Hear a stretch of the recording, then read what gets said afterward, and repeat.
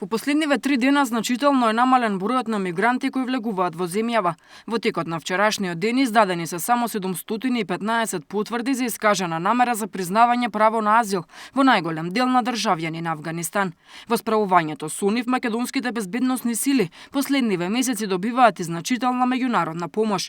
Веќе неколку дена на македонско-грчката граница патролираат околу 30 на унгарски полицајци кои заедно со своите колеги од безбедносните сили на Србија и Хрватска ќе го контролираат влезот на бегалци кои секојдневно транзитираат низ земјава.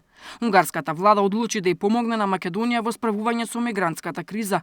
Нивните полициски службеници кои поседуваат и теренски топлотни камери за полесно лоцирање на нелегални мигранти цел месец ќе бидат ангажирани на јужната граница. Во наредниот период се очекува да им се приклучат и полицајци од Австрија, Чешка, Полска и Словачка. Но и покрај засилената меѓународна контрола, дел од економските мигранти кои не се пропуштаат во земјава, успеваат нелегално да ја минат грчко-македонската граница. Во најголем дел помош добиваат од жителите на пограничните села, кои повторно наоѓаат начини да заработат преку транспортот на бегалци. Ваков случај пред 2 дена беше откриен на стариот пат од Скопје кон Куманово. Полицијата откри товарно возило со стотина економски мигранти чија крајна дестинација била српската граница. Истрагата треба да покаже дали се работи за нова шема за шверц на бегалци. Поради стравот да не бидат откриени, криумчарите им изнајмуваат на мигрантите возила со измината регистрација или без регистарски таблички.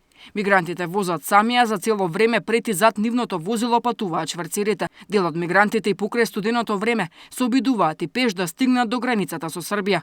Откако ќе успеат нелегално да влезат во Македонија, економските мигранти често се жртви и на насилници. Во текот на вчерашниот ден во полициската станица во Куманово, двајца државјани на Мароко пријавиле дека во 2 наврати биле нападнати во близина на главниот град.